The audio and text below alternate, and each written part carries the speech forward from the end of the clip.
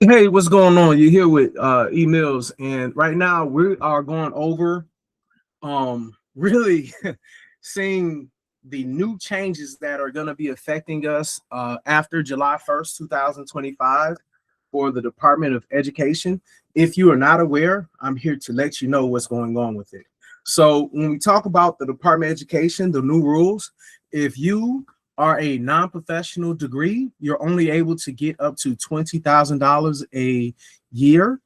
And then the maximum you be able to borrow is 100,000. If you are a professional degree, which nurses are no longer, teachers no longer qualify, and a few other special exceptions are not able to qualify, the max you get is 50,000 for the year and 200,000 total. Aviation is part of the professional, so I guess that's good for the aviation. At the same time, when you really think about the people maximizing their income potential, it really sucks that you're not able to get the full amount that you may need. So this right here is going to be critical to understand that Project 2025 has a lot to do with it. Also, the big beautiful bill. And so what I would like to do for today is we're gonna watch some TikToks at the same time instead of YouTube like we did yesterday. We're going to look at some TikToks of people reacting to it. And then after we get a few people reacting to it, probably like 4 or 5 reactions, we're going to get into the actual reading of, I was about to say Project 2025, but I mean the Big Beautiful Bill. That's what we're going to be looking at. We're going to be looking at the rest of the other half of the Big Beautiful Bill. And when there's points of contention that we really need to figure out, we'll go ahead and try to do a little bit more due diligence and do a little bit more deep research and try to figure out what it means to us. So I understand a lot of people like the stuff quick and fast. At the same time, no real true knowledge comes quick and easy. So I'm not a person who's going to sensationalize things, blow it up out of proportion. But I will say that I am very scared of this administration. I was about to say new. They're not new. They've been here for about a year. And the reason I'm scared is because they are trying to erase anything that's good that they didn't come up with, and they are trying to hoard all the money opportunities. And this is something that if we don't watch it can get worse, especially when you have individuals like Lindsay M. Brooke, who happens to be the author of Project 2025's plan of action for the Department of Education. When you have people like her who are trying to systematically uh, change us, change what's going on, something that's been over here for over 40 plus years that has really helped people, and then try to give it to other quote, quote, departments as far as this person does this person does that. We take the focus away from the children and the education. And after a while, all we're going to be is warmongering people when you're so focused on changing the Department of Defense to the Department of War. So I'm scared for democracy. I am. And that's the reason I'm speaking up for democracy. And I'm trying to protect democracy by spotlighting and trying to do my best to gather people so we can all understand what's going on. All right. So that being said, let's go ahead and watch a few TikTok reactions. Then we're going to get into the book, and then we're going to get back into some more. And I would like to quickly look at Project 2025 so that way we can get the understanding of it's all connected. Because a lot of times people think that, oh man, blah blah blah blah, and they're not realizing that everything is almost connected, if you really think about it. So with that being said, let's go ahead and get into it.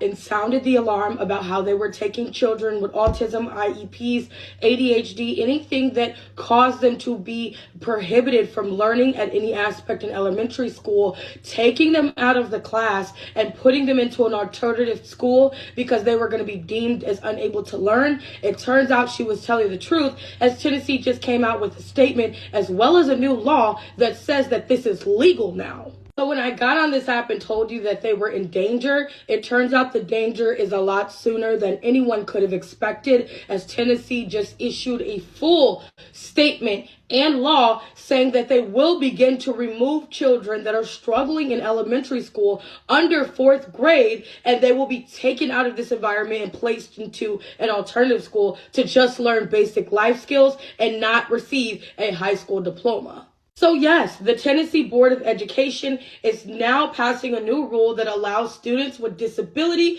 to be removed from class. And they can be removed more quickly than prior. On Friday, they approved an amended state rule allowing schools to temporarily remove students to an environment such as special education classrooms or even into an alternative school before a formal behavioral assessment is completed or even started. So, a student's individual education program team would have to make the decision to move a student into a more restricted environment. That was prior.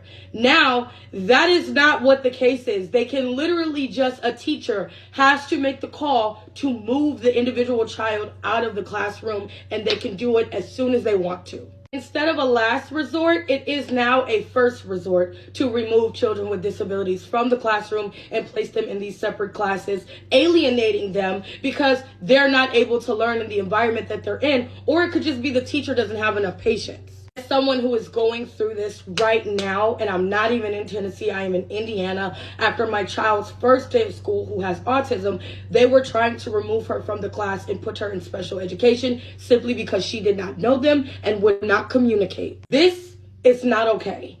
And for it to be implemented by a school board and not even a fucking state official, honestly, should be alarming for everyone. There is no way in the hell that we are removing students from the classroom before they can have an educated team assess their behavioral disability or their learning disability if they have one. And this is going to affect our Black and brown children, as well as all children with disabilities or all of our little COVID babies that are not really open or receptive to the world right now. If you voted for this, if you allowed this to happen under this new administration, I no longer will ever associate with you or anyone that associates with you either, because this is a form of alienation. It will set children back. I can't even tell you what I did in elementary school, but they won't be able to get a fucking high school diploma. That is literally the prison to fucking school pipeline in your face. It's disgraceful. I'm disgusted. So that teacher who got on this app and sounded the alarm about how they were... Y'all really gotta stop letting these headlines freak you out, because this has almost nothing to do with you or the degree you already have. It's actually about student loans, and it makes a lot of sense. Hear me out. The Department of Education didn't say that your degree all of a sudden isn't real or valid or respected in the workplace. This whole thing has nothing to do with credentials or hiring practices or even how much money you make, so calm down. This is about borrowing limits on future student loans, not your degree. Right now, people in fields like education, social work, and nursing are borrowing way more in student loans than they will ever realistically be able to pay back. That's why you have teachers making 60, 70K with $80,000 to $100,000 in student loan debts. How are you paying that? So the Department of Education is saying, hey, maybe we shouldn't let people borrow $150,000 for a career that only pays them 50 to 70K. And honestly, they're right. For the degrees that are still considered professional, like medicine or dentistry or law, they can still take out more in student loans because they're making more money right after graduation and can actually pay back their loans. This is not about disrespecting teachers. I am a teacher. This is about protecting future students from drowning in debt like so many of us already are. I know Trump being president right now makes a lot of you want to spiral, but this is not a personal attack. This is financial policy. And if you already have a degree, this has nothing to do with you. Move on.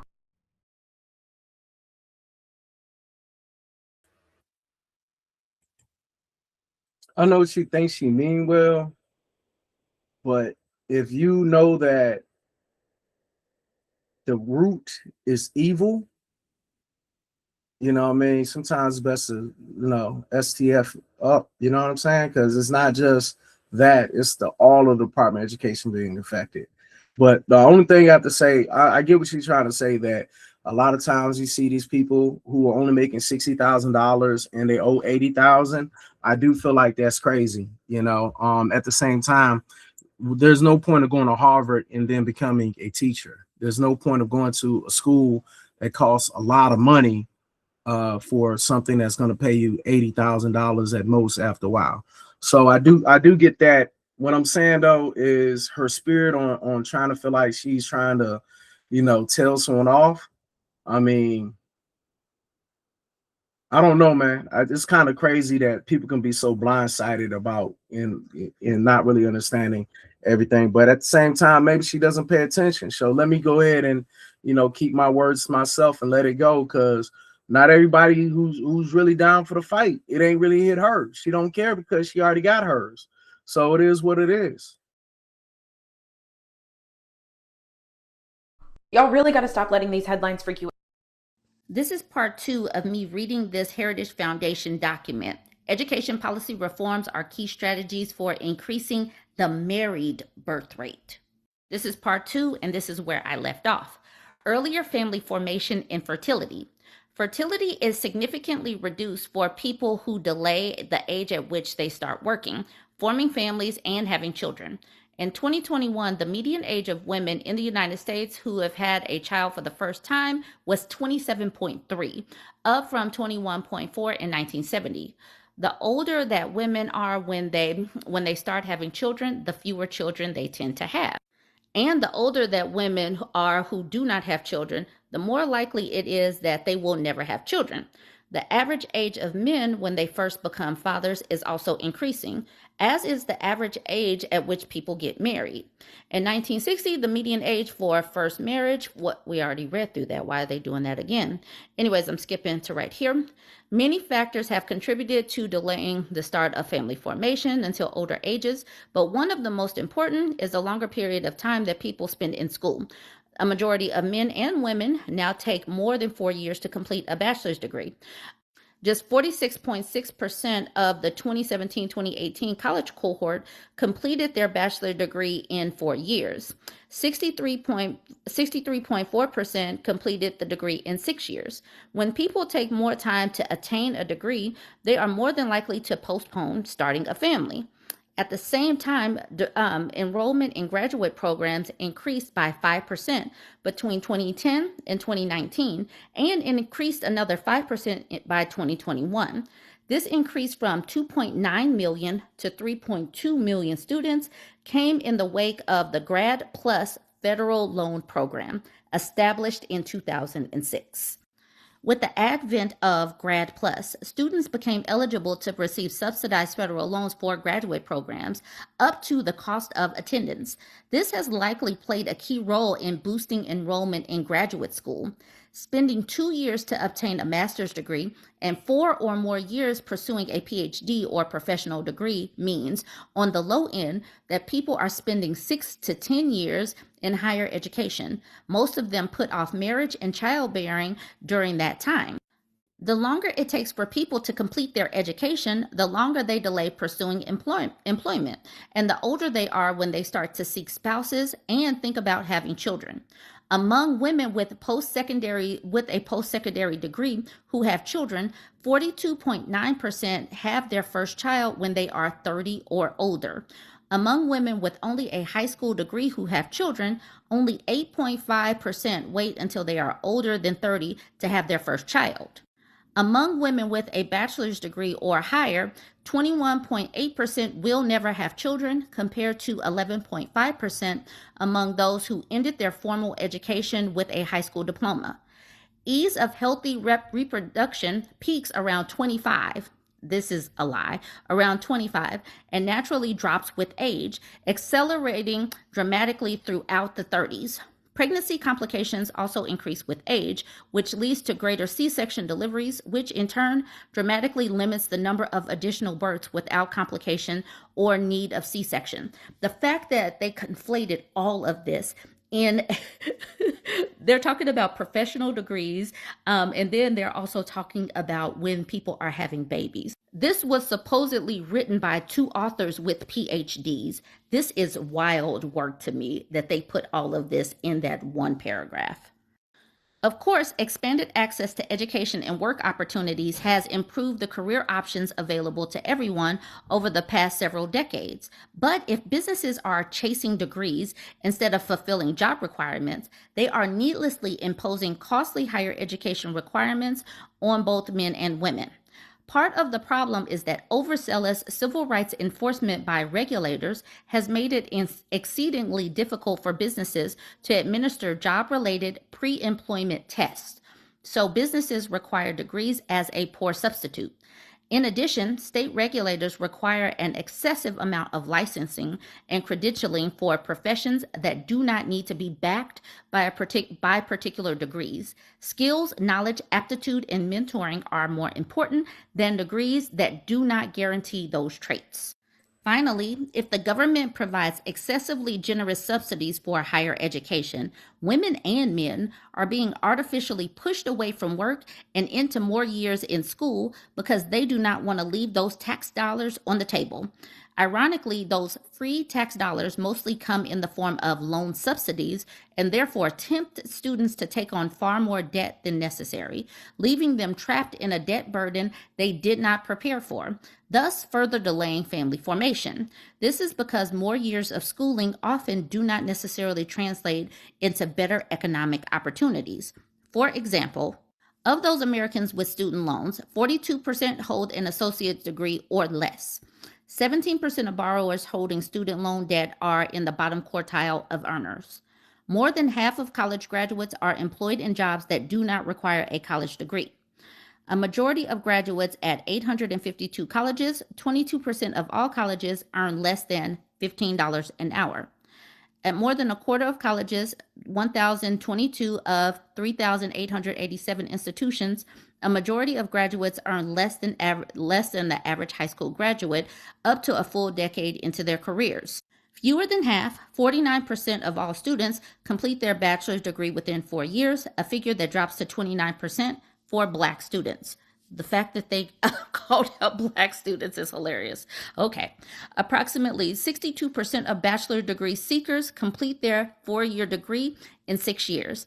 And graduate school fails to pay off on average, with the net financial value being modest to negative for most graduate degrees. Although half of medical degrees have a return on investment of more than $1 million, 40% of master degrees have no net financial value. These sobering statistics call into question the value of more Americans spending more time on more credentialing, especially when it appears to lead to delayed family formation and entry into adult life. Education policy changes can help to stem the tide of declining fertility rates by ending governmental inducements to delay entry into the workforce, staying in school longer, getting trapped with debt, and postponing family formation. Young people are driven by public policy to stay in school longer than they otherwise might. Heavily subsidized student loans and repeated offers of debt cancellation that may or may not materialize provide young people with strong incentives to remain in school longer than necessary rather than complete their education and find a job. People who start working at younger ages are more likely to get married younger and have more children. Limiting student loan inducements will level the playing field between school and work, allowing more people to pursue work and start families at younger ages, resulting in a higher married birth rate. The way they connected these going to get married and then they're going to have more kids. The fact that they think that this is going to happen is ridiculous to me, but okay. In addition, government licensing requirements and access credentialing requirements for government jobs also push young people to stay in school longer than they otherwise would. Again, eliminating these policies that tip the scale towards staying in school longer would allow people to make the choice to start work earlier, get married sooner, and increase the married fertility rate. Proposals to cut subsidized student loan programs should therefore be seen as pro-fertility policies. We just had to get to that. The reason why they are doing this, the reason why many female coded careers are being cut as far as what is professional or not, is because they need women to get pregnant. An education reform agenda to increase married birth rate and support families. Congress and the states have a role to play in leveling the playing field between public and private education, between work and higher education. To increase the married birth rates, states should adopt universal school choice. State policymakers should adopt universal education choice options to put religious and private schools on a level playing field with secular and government-run options, allowing families to choose an education for their children that matches their goals and values. Today, more than 30 states plus Washington, D.C. have enacted some form of school choice. Notably, 11 states adopted universal school choice in the wake of the coronavirus pandemic, meaning that every single child in those 11 states can choose to enroll in private school instead of being assigned to a district public school. I'm going to stop there, and I'm going to make this a part 3 in this education reform agenda part. This is part 2. Education policy reforms are key strategies for increasing the married. Yeah, she said a lot, but I mean, I felt like I learned a lot because I didn't think about the fact that they are going after the female coded jobs as far as the teaching and the nursing and just probably a few other things that go over my head or under my head, whatever. But for the most part, it is partly because they're trying to really desensitize people to become educated. Therefore, if you ever notice, the more educated some people are, the less kids they have. As far as, because if you're not going to school, you're trying to form a family, and then once you form that family, you get to a certain point, you have kids, you're no longer worried about yourself.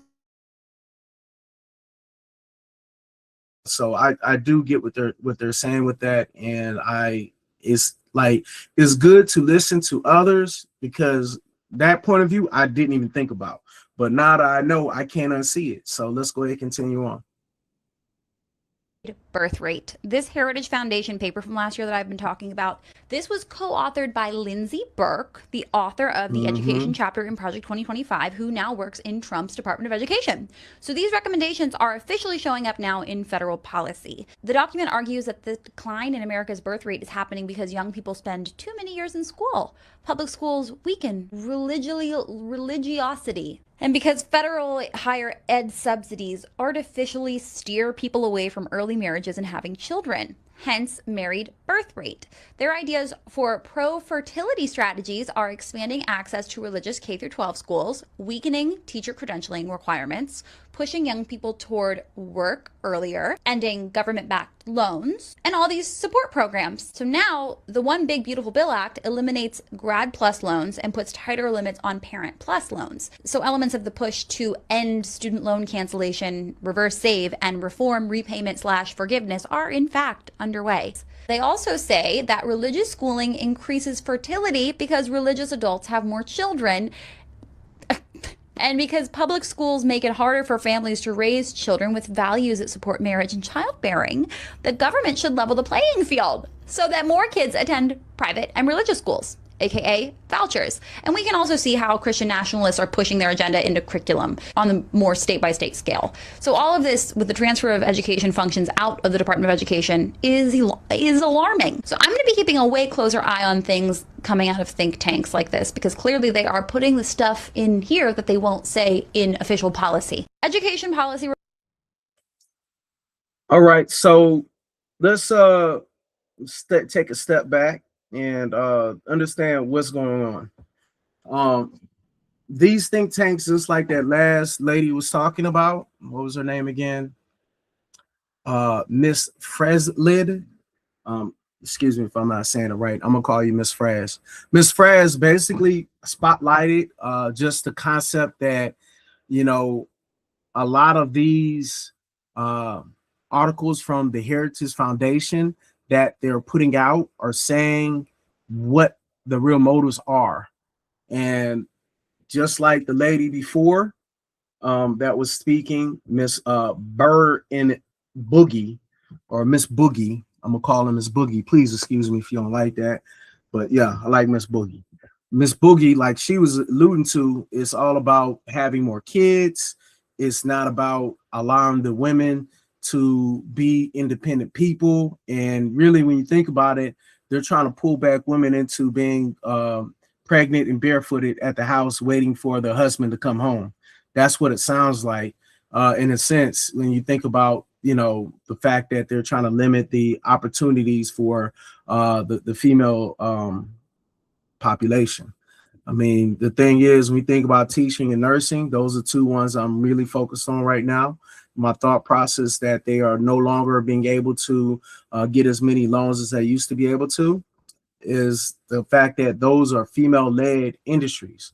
When you think about the medical, a lot of doctors are male, but at the same time, they are female doctors, but to my understanding, they're more male doctors. So they're not attacking the doctors as much as they are doing the nurses, because nurses is female heavy. And so that's just one thing. As far as Janice Kenyan, she needs to just keep her opinions to herself if she's not willing to look at the bigger picture. Because when you speak on stuff that you don't know the whole picture and you just focus on this one little thing, you don't understand that it's a war against you. And it's to the point where, you know, you think you are helping, but you're really hurting. Because when you deal with people who don't care about your life and the people that you love, they will say anything to make it make sense, but it really don't have to make sense to them. You know, so that's what I'm saying about Miss Janice. And as far as Aja Babi, I wish that she had that energy when it did not directly affect her. But the main reason why she's talking about the Tennessee laws and facts and things of that nature, what's going on, is because her child. So once she put herself up in the argument, it kind of makes it not as impactful, in my opinion. Because if somebody was, it's like you don't wait to get robbed before you start talking about the crime rate, because once you get robbed and now you're talking about it, it sounds like it's more of a personal thing, versus if you're seeing a bunch of other people get robbed or and things of that nature, then it makes more like we can relate to you more, and we don't feel like you're only just saying that because it's hurting you. And because she has now spoken up after it directly affects her, it just takes a little bit of the wind out of herself. And, you know, people, in my opinion, might not take you as serious just because, oh, you're just saying it because it's you, your family you're worried about. You have an autistic kid. That's the reason why you're in the fight, you know, which is when she has no choice but to be in the fight. And that's one thing that a lot of us fail. So let's go ahead and take a look at this Project 2025 before we get into the big, beautiful bill, because the Project 2025 is what led to the big, beautiful bill. And right now, I'm just going to highlight the general welfare chapters. And so we know who is in them. All right. So if you notice, we have the Department of Agriculture, Darren Bask. And that's not a long chapter. You know, it looked like it's about 30 pages. The Department of Energy and Related Commissions, Bernard L. McNamee. I am going to be looking and seeing if they are part of, you know, the department. I believe most of these people are. Then we talk about the environmental, my bad, hold on, I skipped one. Department of Education, Lindsay M. Brook, which one of the people was speaking on. I'm not sure what it was. It Miss Boogie who spoke on it or not. I think Miss Boogie was the one who spoke on it. But yeah, the Department of Education, Miss Brook is actually one of the chief advisors. And so with that being said, you know that this is not no let me think it may or may not. No, it's direct dot to dot. Like if you got to be purposely blind not to see the connection when you know the author of the Department of Education is now one of the chief advisors of the Department of Education. That is a direct point, and you know that they are now implementing what they're implementing through Project 2025. So my recommendation is for if you care anything about education, or if you have a kid in school as far as if you're a parent, go ahead and check out the Mandate for Leadership 2025 and read pages 319 to 362, and that will let you know their game plan for what's going to be happening. Again, this was planned in 2024. This is something that they have been cooking and working on for the longest. All of the ideologies and the dogma that they have been picking up since 1978 or whenever they started the Heritage Foundation. Ronald Reagan was the first president that helped them.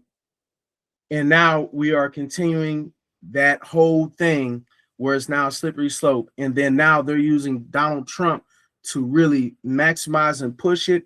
And as long as the Don getting paid, he don't care. But when you talk about the EPA, the Environmental Protection Agency, Mandy M. Gunnaskara, I know I didn't say that right. Gunnaskara, yeah. The Department of Health and Human Services, Roger Serrano. And again, I'm saying these names just so that way we could have understanding of who's there. And this is all we're doing. HUD, Department of Housing and Urban Development, Benjamin S. Carson, Senior, MD.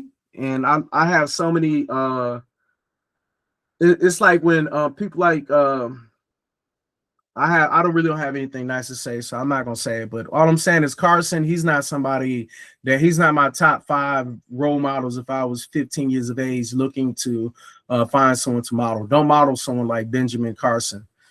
His soul is bare. The Department of Interior, William Perry Pendley. The Department of Justice, Gene Hamilton. Department of Labor and Related Agencies, Jonathan Berry. And DOT, Department of Transportation, Diana Forkgott Ruth. And then the Department of Veteran Affairs, Brooks D. Tucker. So just real quick, just looking at the Department of Education, Lindsay Brooke. If you notice, if you look at it, it is unlike the book that we have called Big Beautiful Bill, it actually has a lot that is being said in Project 2025. I mean, if you notice that they're saying like the next administration executes its work, it should be guided by a few core principles: advancing education freedom, that's that freedom of choice, going here and there. That's not really that great of an idea, because what happens is you take the money from the public schools and then you put it into these places that don't have to really educate everyone. They're more choosy. That's what that lady was talking about from the Tennessee. And the fact that with special education, those are going to be the main people to suffer. The next one will be providing education choice for federal children. Same thing. Restoring state and local control over education funding. So when you restore it to the state, your state might be very poor in education and is never going to get up. And you're not going to have the again, ants are weak if you are one ant. If there's a battalion of ants, let's say that you have 50 ants. 50 ants is good versus one ant, but 50 ants versus 500 ants, 50 ants might not be good. You might not make it depending on. I mean, you're most likely not going to make it. It's a 1 to 5. It's a 10 to 1 thing.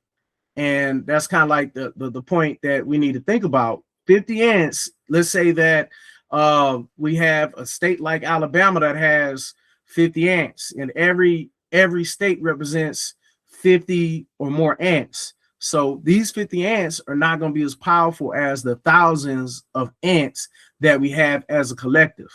And I'm just using that as an example because at that point, if you think about it, the more resources, if you've ever seen ants work, the more ants there are, they can do phenomenal things. Ant can pick up something more, like so much more vast in its own weight. So they're very incredible creatures. Let's move on. So when we talk about provided to the local and state government agent and we take away something that like the Department of Education where their sole focus is the children, at that point you have people like Governor Abbott who can choose to ignore the whims of his people, as far as the kids that might need to go to summer school in their food program, which has happened in the past. The next thing that they talked about was treating taxpayers like investors in federal student aid. I wouldn't necessarily say that we need to be treating them like investors, but that's something y'all could check out later. Again, this is a real quick peek in it. Protecting the federal student loan portfolio from predatory politicians, and I guess this is their ideal of limiting the student loan debt that we have. This is the thing that kills me when we think about subsidies and handouts of the government. These farmers get so much more subsidies than anybody else in America. And they don't even feed America. They are more or less feeding other countries, and they're more worried about exports. If they were doing more staying here and doing domestic feeding, they would not have this issue. So it seems to me that we are so worried about the farmers who are more worried about feeding the rest of the world versus feeding American people. And I'm not saying that we don't need to look out for them, because honestly, when it comes down to it, if you allow JD Vance and all those people from Acre Trade and all those other people to really dig their claws into our farming, at that point, the health codes, the FDA is going to really fall. It's going to be like this. Food quality is going to go down. You're not going to know, because for a long time, the regulations, we had to get to a certain point where people wasn't getting food that was bad. Someone has to go around. If no one's going around and regulating the independent people who are making buku money, then the people who are working not going to get paid. The product is going to suffer once everyone's kind of hooked on it. If you notice, like it's like restaurants. When you first go there, oh man, this burger's this big, and all of a sudden you notice that the burger is smaller and smaller, and it don't taste as good. You think you're eating real meat? That might not be real meat. Moving on. So then, safeguarding civil rights, which if you really do the math, they've already took out a bunch of the minority business advancements that we can do by taking out a bunch of the departments.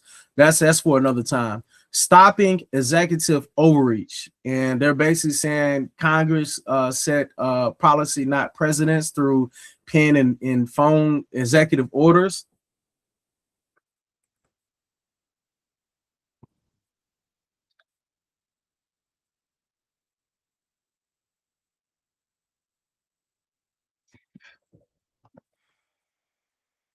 That was a moment of silence for reality. It was like, accountability. It was a moment of silence. That thing died. It also goes through the reforms that they need to make, in their opinion. They talk about the reading scores and of the 4th grade and 8th grade. Those are real pivotal pivotal years. Math and reading are very crucial. Program and office prioritization within the department. All right, that's going into more.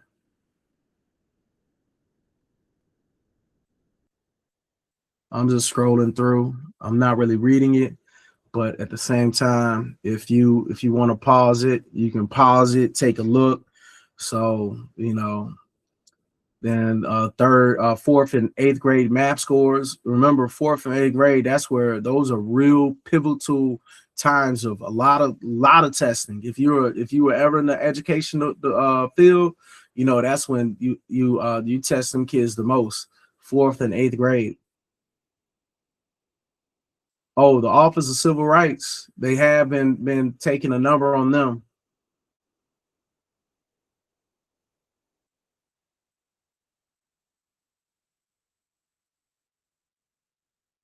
Charter school grant programs. That sounds good in theory, but when you know the reason why they're doing it, it don't sound as good. Again, if you see a part of this that, slow it down and pause it, read it.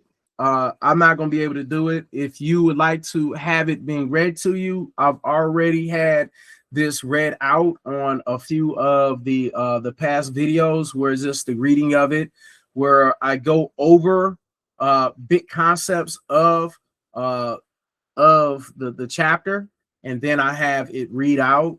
So if you're interested in knowing more, you can always go through our vast library of Project 2025, and also the Big Beautiful Bill being read out loud. You can always go to emillions.org, where we basically are talking about this in great detail, for the most part. But again, I know I'm kind of doing this, and a lot of people, they like it being read at the same time. It is so much stuff that's involved in this that it's too much, and I've already read it out, but at the same time, it's long, man.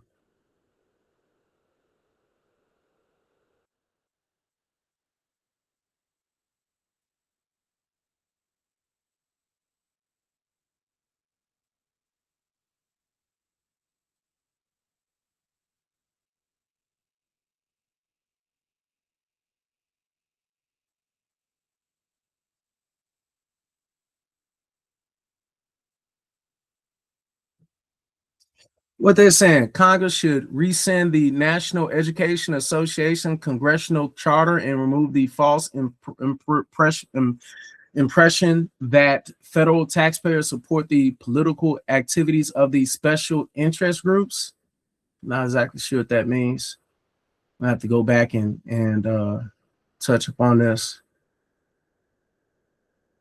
All I'm saying is, the summertime of going through this, oh man, I felt like putting a bullet through my brain. I'm not gonna lie.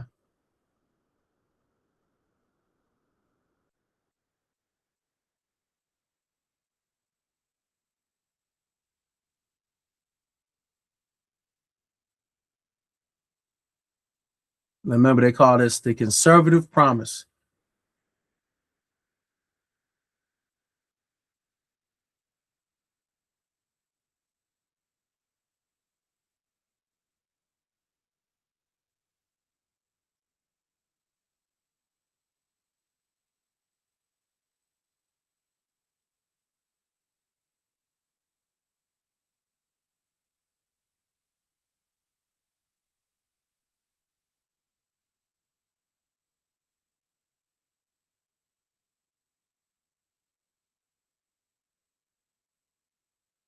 Talking about the school choice options. Okay, this is where they talk about the higher education reform.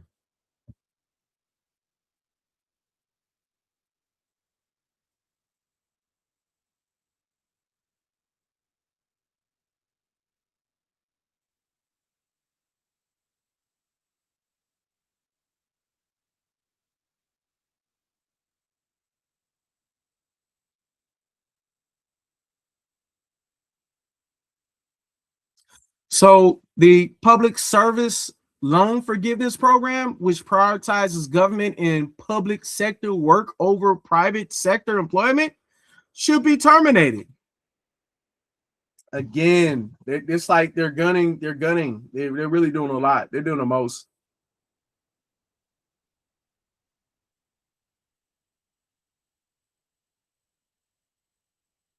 Then they're calling the people that accreditate schools a cartel.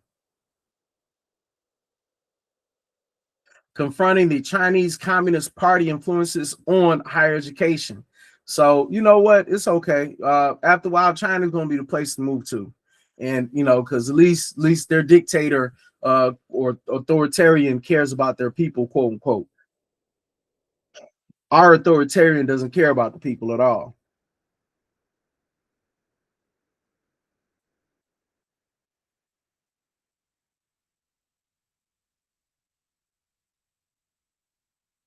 Then it's trying to advise the president on what executive order to put in.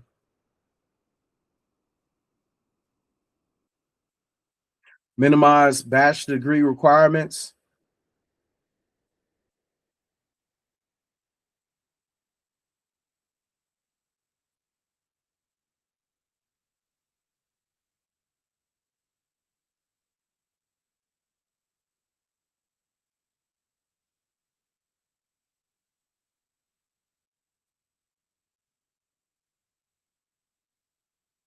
Attack on DEI.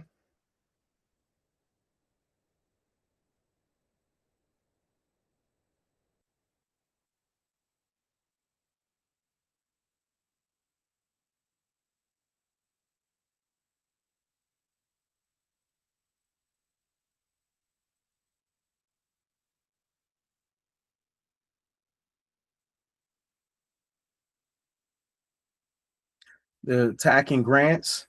One thing that we learned yesterday about them closing down the Department of Education was the fact that a lot of contractors lost a lot of money and a lot of resources that those contractors provided.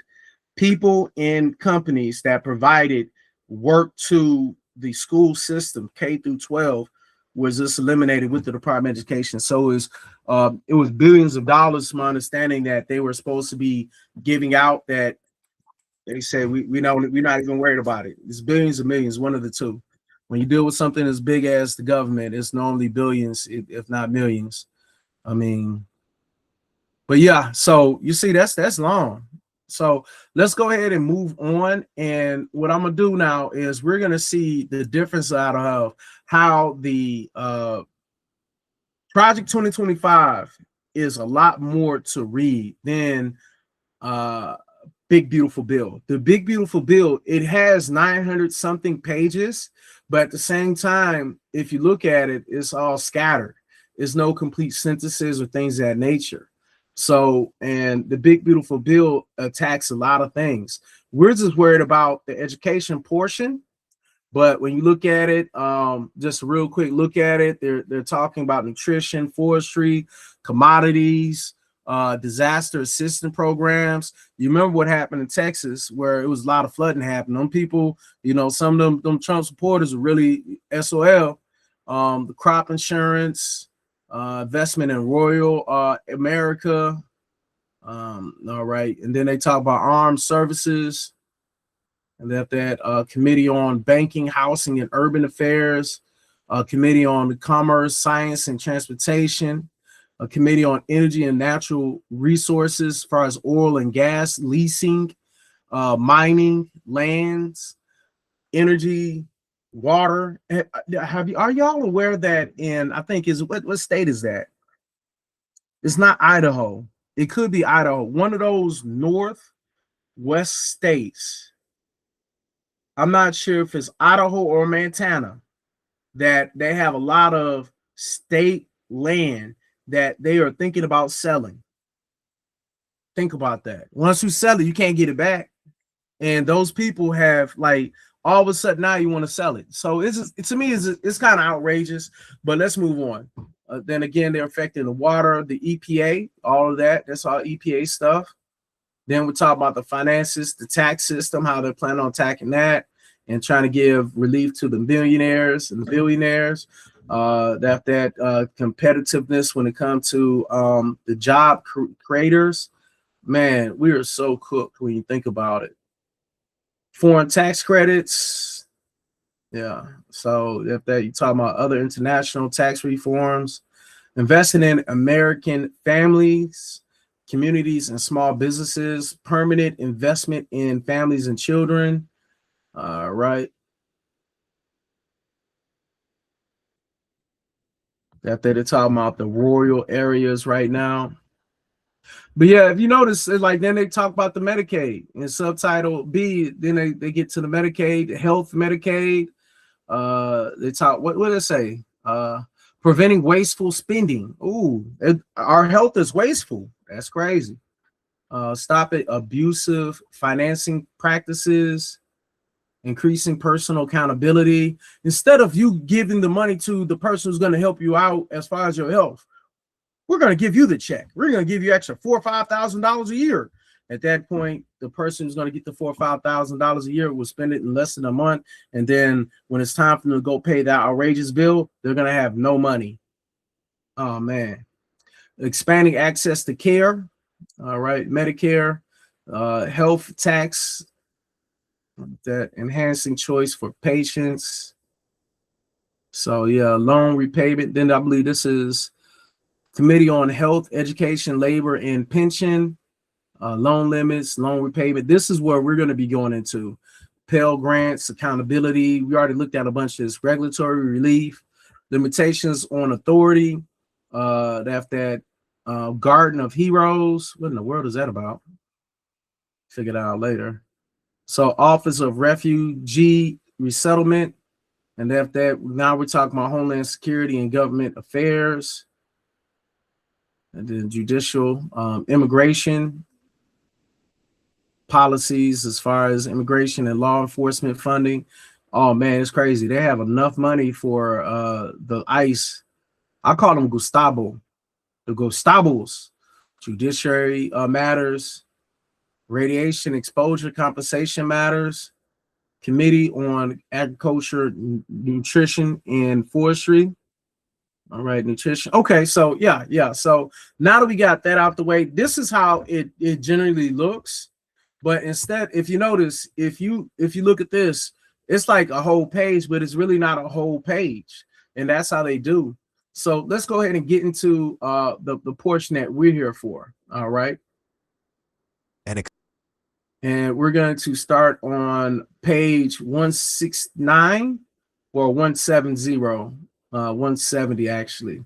So let's go ahead. And instead of reading it where it's like what I did was I basically copy pasted where it's more of a sentence base, therefore it makes more sense versus it being like scattered. So instead of you hearing my voice all through, we're going to hear Ash's voice, and Ash is going to read. Treatment of borrowers without loans made on or after July 1st, 2026.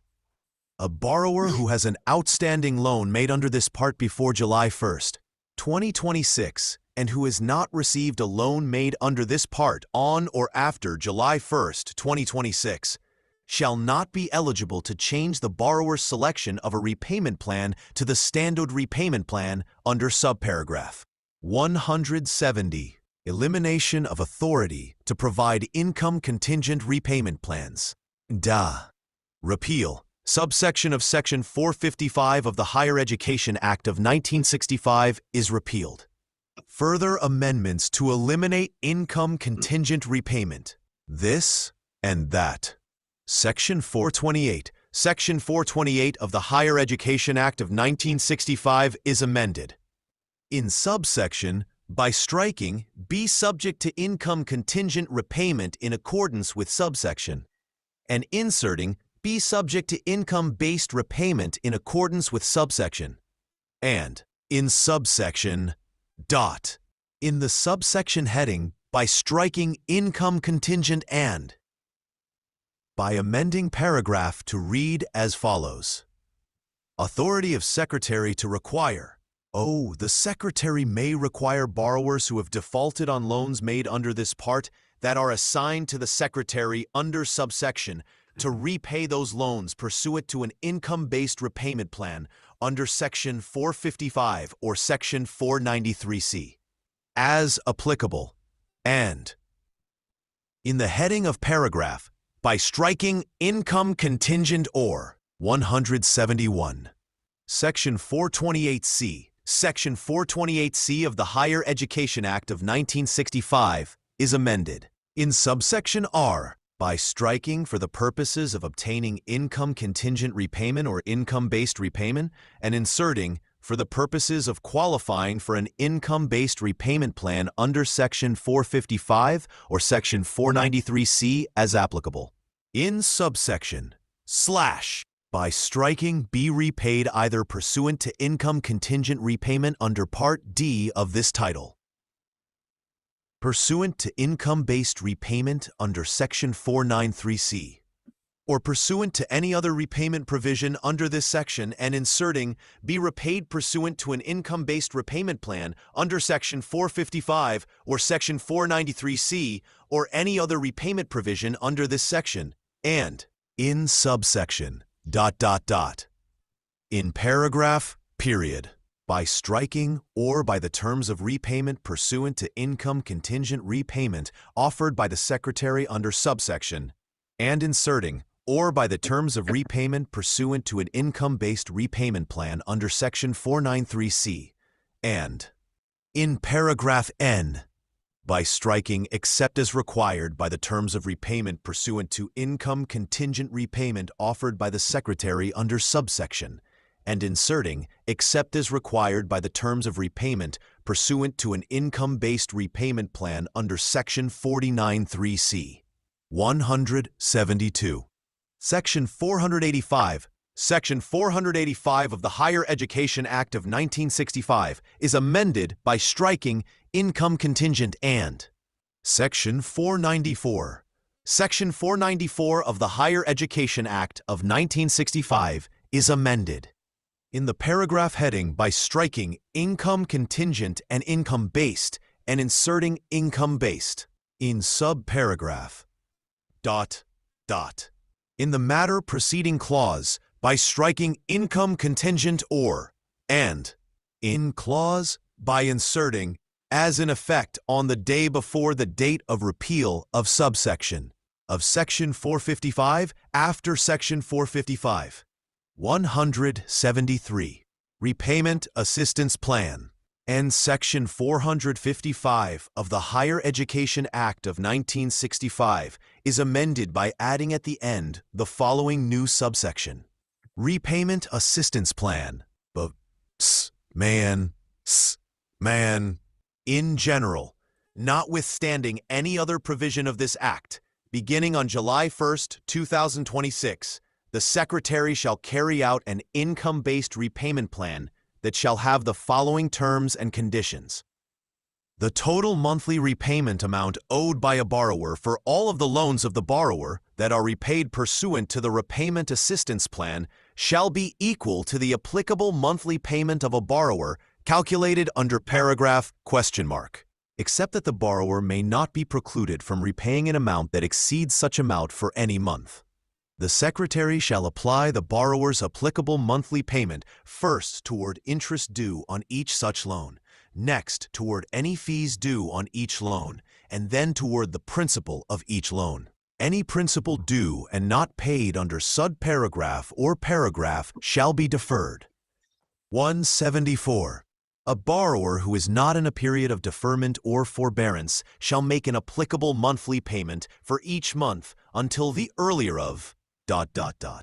the date on which the outstanding balance of principal and interest due on all of the loans of the borrower that are repaid pursuant to the Repayment Assistance Plan is $0, or the date on which the borrower has made 360 qualifying monthly payments. The Secretary shall repay or cancel any outstanding balance of principal and interest due on a loan made under this part to a borrower, period, who for any period of time participated in the Repayment Assistance Plan under this subsection, whose most recent payment for such loan prior to loan cancellation under this subparagraph was made under such Repayment Assistance Plan, and who has made 360 qualifying monthly payments on such loan. 175. Qualifying monthly payment. For purposes of this subsection, the term qualifying monthly payment means any of the following: an on-time applicable monthly payment under this subsection, an on-time monthly payment under the standard repayment plan under subsection of not less than the monthly payment required under such plan, a monthly payment under any repayment plan of not less than the monthly payment that would be required under a standard repayment plan under Section 455 with a repayment period of 10 years, a monthly payment under Section 493C of not less than the monthly payment required under such section, including a monthly payment equal to the minimum payment amount permitted under such section. A monthly payment made before the date of enactment of this subsection under an income contingent repayment plan carried out under Section 455, or under an alternative repayment plan in lieu of repayment under such an income contingent repayment plan, if placed in such an alternative repayment plan by the Secretary, of not less than the monthly payment required under such plan. A month when the borrower did not make a payment because the borrower was in deferment due to an economic hardship described in Section 435, or a month that ended before the date of enactment of this subsection when the borrower did not make a payment because the borrower was in a period of deferment or forbearance described in Section 685.209 of Title 34, Code of Federal Regulations, as in effect on the date of enactment of this subsection. Disclosure opt-out. With respect to carrying out Section 494 for the Repayment Assistance Plan, an individual may elect to opt out of the disclosures required under Section 494 in accordance with the procedures established under Section 493C. 176. Balance Assistance for Distressed Borrowers, O. Right. Interest Subsidy. With respect to a borrower of a loan made under this part, for each month for which such a borrower makes an on-time applicable monthly payment required under paragraph, and such monthly payment is insufficient to pay the total amount of interest that accrues for the month on all loans of the borrower repaid pursuant to the repayment assistance plan, the amount of interest accrued and not paid for the month shall not be charged to the borrower. Matching principal payment.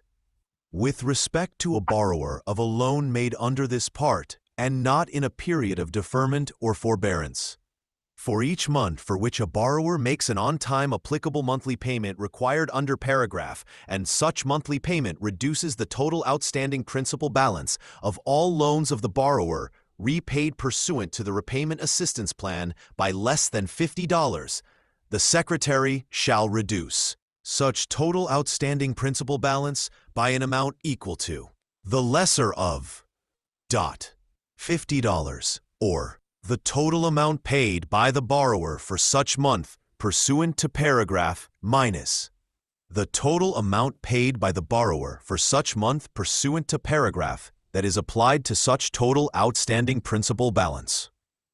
177. Definitions in this paragraph. Adjusted gross income.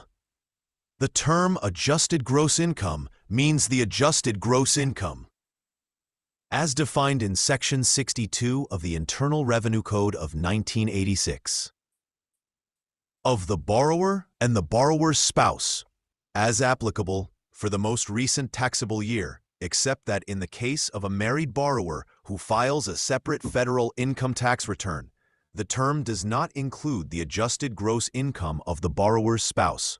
Applicable monthly payment.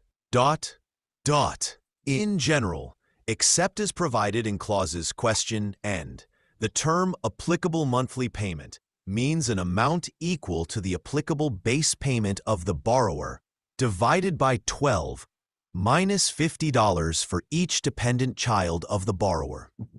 Minimum amount.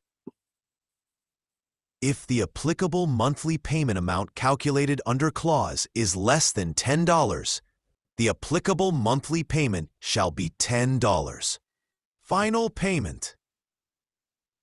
If the total outstanding balance of principal and interest on all loans of the borrower repaid pursuant to the repayment assistance plan is less than the applicable monthly payment calculated under clause or, the applicable monthly payment shall be the total outstanding balance of such principal and interest. 178. Base payment. The applicable base payment for a borrower with an adjusted gross income of, and not more than $10,000 is $120. More than $10,000 and not more than $20,000 is 1% of such adjusted gross income. More than $20,000 and not more than $30,000 is 2% of such adjusted gross income.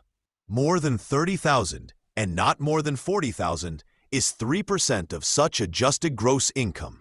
More than $40,000 and not more than $50,000 is 4% of such adjusted gross income.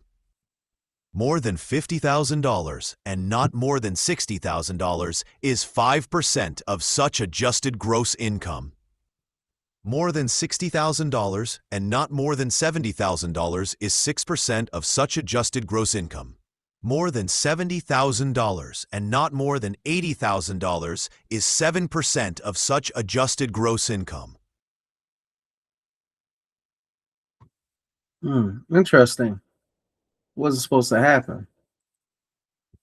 Hold on. There's always something with this stuff.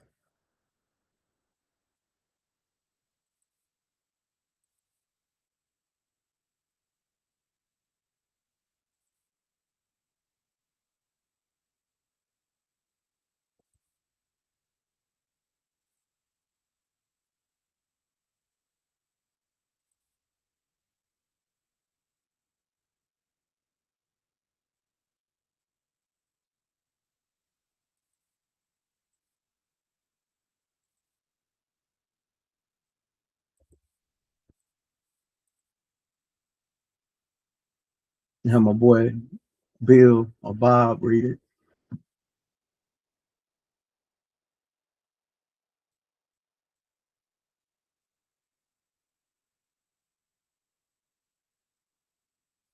I don't know why the natural reader wants to act like that. That's crazy. More than $70,000 and not more than $80,000 is 7% of such adjusted gross income. 179. More than $80,000 and not more than $90,000 is 8% of such adjusted gross income. More than $90,000 and not more than $100,000 is 9% of such adjusted gross income. And more than $100,000 is 10% of such adjusted gross income. Dependent child of the borrower. The term dependent child of the borrower means an individual who is under 17 years of age, is the borrower's dependent child or another person who lives with and receives more than 1/2 of their support from the borrower. 180. Special rule. If a borrower is required by the secretary to provide information to determine the applicable monthly payment and does not comply with such requirement, the applicable monthly payment shall be the sum of the monthly payment amounts the borrower would have paid for each of the borrower's loans under a standard repayment plan with a fixed monthly repayment amount paid over 10 years, based on the outstanding principal due when such loan entered repayment, and shall remain so determined until the borrower provides such information.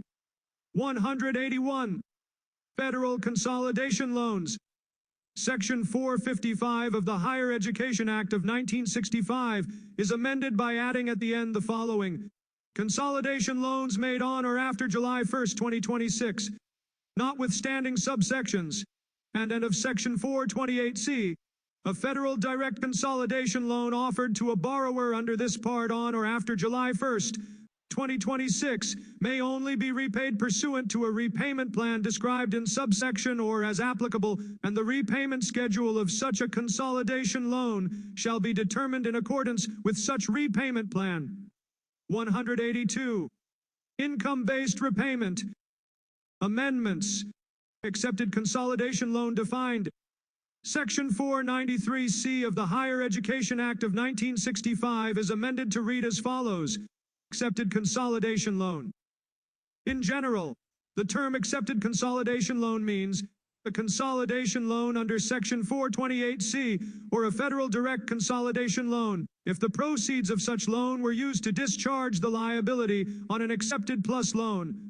A consolidation loan under Section 428C or a federal direct consolidation loan if the proceeds of such loan were used to discharge the liability on a consolidation loan under Section 428C or a federal direct consolidation loan described in clause. Exclusion. The term accepted consolidation loan does not include a federal direct consolidation loan described in subparagraph that, on the day before the date of enactment of this subparagraph, was being repaid pursuant to the Income Contingent Repayment Plan in accordance with Section 685.09 of Title 34, Code of Federal Regulations, as in effect on June 30th, 2023. 183. Terms of income-based repayment.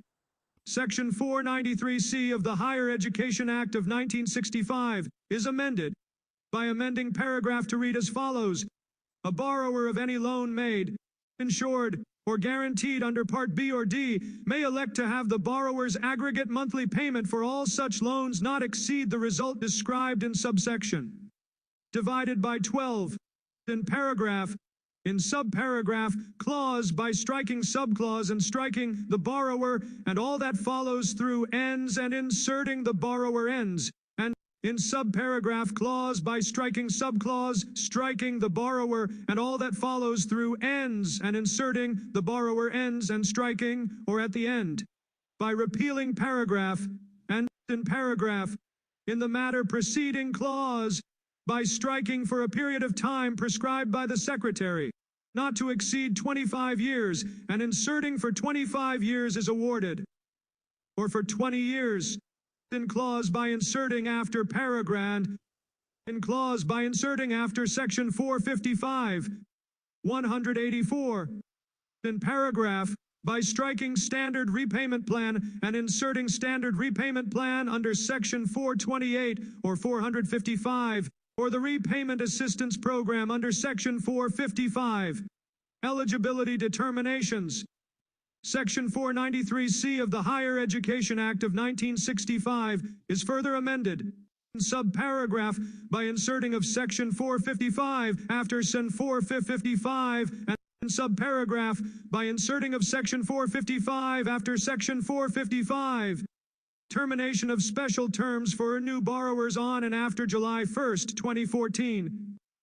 Section 493C of the Higher Education Act of 1965 is further amended by striking subsection 185. Effective date and application. The amendments made by this subsection shall take effect on the date of enactment of this title and shall apply with respect to any borrower who is in repayment before, on or after the date of enactment of this title. 186. SEC 30,022. Deferment, forbearance. Heading Amendment. Section 455 of the Higher Education Act of 1965 is amended by striking the subsection heading and inserting deferment, forbearance, sunset of economic hardship and unemployment deferments. Section 455 of the Higher Education Act of 1965 is amended in paragraph, in subparagraph, by striking not in and inserting subject to paragraph not in, and in subparagraph, by striking not in and inserting subject to paragraph not in, and by adding at the end the following. Sunset of unemployment and economic hardship deferments. A borrower who receives a loan made under this part on or after July 1st, 2025, shall not be eligible to defer such loan under subparagraph or of paragraph 187. Forbearance on loans made under this part on or after July 1st, 2025. Section 455 of the Higher Education Act of 1965 is amended by adding at the end the following. Part on or after July 1st, 2025. A borrower who receives a loan made under this part on or after July 1st, 2025 may only be eligible for a forbearance on such loan pursuant to Section 428 that does not exceed 9 months during any 24-month period. And in the case of a borrower serving in a medical or dental internship or residency program, for the first 4 12-month intervals, interest shall not accrue. For any subsequent 12-month interval, interest shall accrue. 188.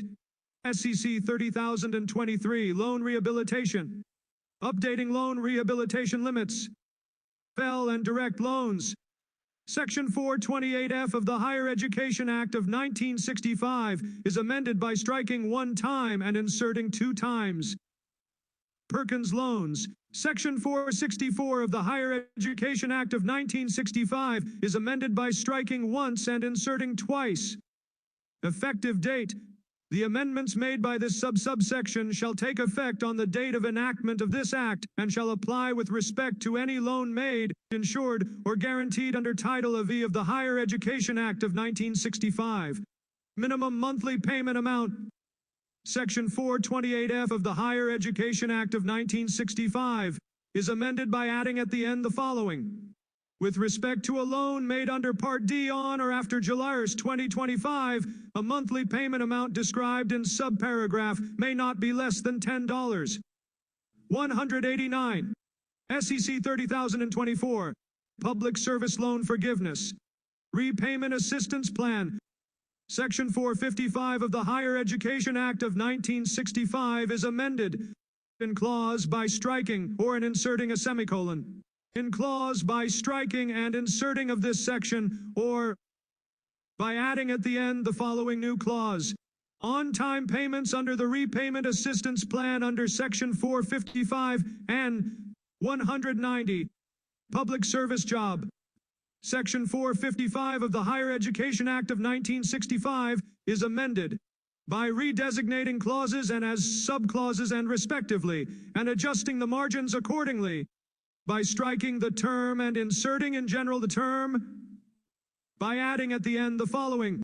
Exclusion. The term public service job does not include time served in a medical or dental internship or residency program by an individual who, as of June 30th, 2025, has not borrowed a Federal Direct Plus loan or a Federal Direct Unsubsidized Stafford loan for a program of study that awards a graduate credential upon completion of such program. SEC 30,025. Student Loan Servicing. Paragraph of Section 458 of the Higher Education Act of 1965 is amended to read as follows. Additional mandatory funds for fiscal years 2025 and 2026. For each of fiscal years 2025 and 2026, there shall be available to the Secretary, in addition to any other amounts appropriated under any Appropriations Act for administrative costs under this Part and Part B, and out of any money in the Treasury not otherwise appropriated, funds to be obligated for administrative costs under this Part and Part B, including the costs of the direct student loan programs under this Part, not to exceed $500 million in each such fiscal year. All right, so it's a lot that we went over as far as how the big beautiful bill is affecting the choices that Ms. McMahon is implementing. I really appreciate y'all just listening to the reading of big beautiful bill on how it affects. And now let's go ahead and we're gonna now do a little bit more listening to people's opinions on TikTok about the Department of Education and what's going on. This should be more current than the other ones, but let's do it. Let's go. Hold on one sec.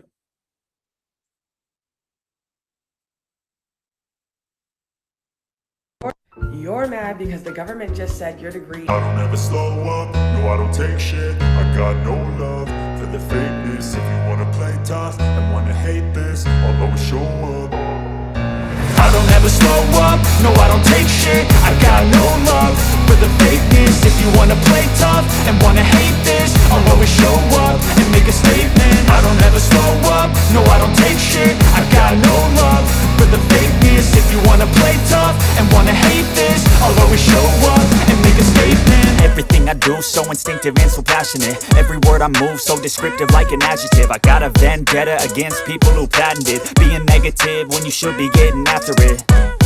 I got facts over tracks, this and that. Spitting slow, spitting fast. I could roast, I could gas. Think I'm okay at last, but I don't know if that can erase all the past. And the pettiness, a reflection of the emptiness. Hilarious, you think you're worth my time, you're delirious. Mysterious, because you hide behind a fake exterior. Inferior, you know I'll always be a bit superior. Get off of me, this ain't no humble brag. I want you to hear words, you can say them back. I want you to feel free from the chains that last, and to believe them. Said your degree is unprofessional.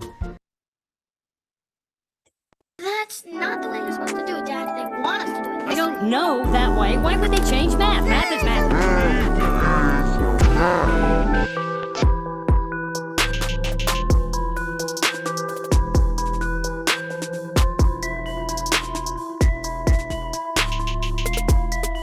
You just had an abortion? Twins? Twins. Yeah, double homicide. Bitch. If a master's in social work isn't considered a professional degree anymore, I'm gonna need somebody to get my money back. My money back for my licenses that I had to renew this year. I had to renew my Wisconsin social work license in February. I had to renew my Illinois one this month. Somebody need that money back. Get my money back then. Actually diagnosed bipolar on paperwork. The fuck? It's been that way. So I don't like to do this, but did you guys know that the Department of Education has now taken nursing completely out of a professional degree program?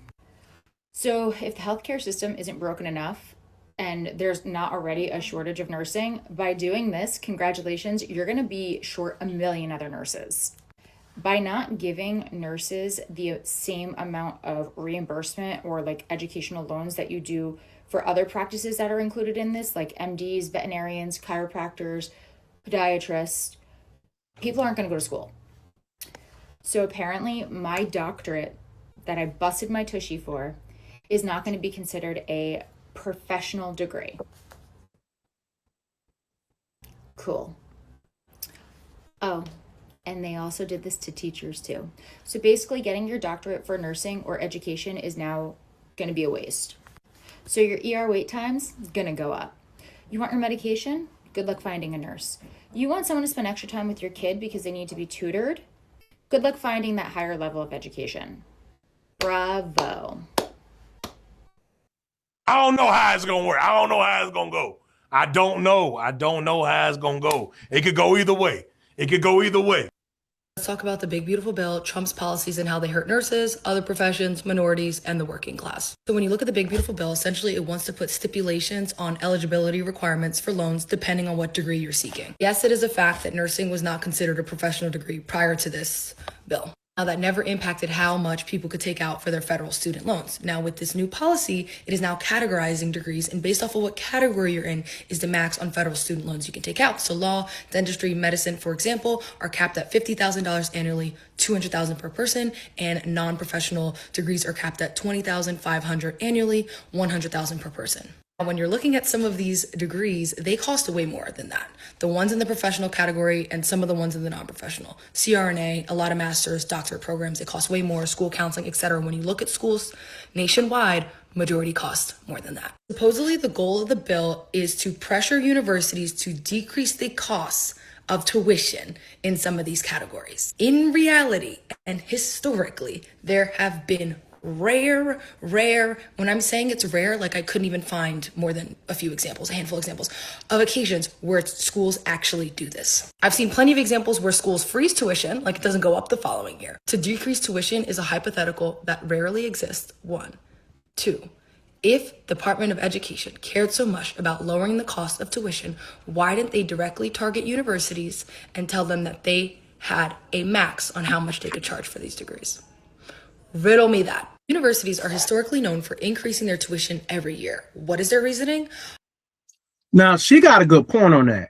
How come they didn't direct it towards the institution and saying the institutions need to stop charging as much? Because really and truly, if they did that, that makes more sense than them attacking the person who's just 18 to 23 trying to find their bone in life. Operational costs, they run on revenue, right? They need to fund all of the supplies, the professors, everything that we need at school, right? And their tuition breakdown explains it all. Universities are a business. So why would a business lower the cost of the product that they're providing, a degree? Because people can't afford it. How does that positively impact the university to decrease the tuition? Oh my God, there'll be more professionals. That doesn't positively impact the university. The university is a business. If anything, they might lose prestige. They're already losing a lot of government funding. So why would they do all of that to accommodate you? I'm not saying this to be negative. I'm saying this because this is a fact, and there's a lot of people running around with misinformation online saying this is going to force universities to lower the cost of the degree. But instead, they are targeting people who seek out these loans, which are minorities and the working class, because people do not have the money to just throw at these degrees. So what we can actually see is a decline in people seeking these degrees, ultimately shortages in different areas where we need people the most, especially in these times. And we also have a potential to widen the wealth gap, right? Because people with money, resources, and time can sit in school and take out these loans and know they'll be fine. But minorities and working class might not be able to risk that. I'm not trying to be negative. I'm not trying to say all hope is lost. I'll come up with a video on ways we can get creative to work around this and figure this out. I want people to still seek their degrees. I want people to still be successful, and I want people to still defy odds. But to sit on this internet and say this is a good thing is scary. This is a list of degrees that the Department of Education has reclassified as non-professional. This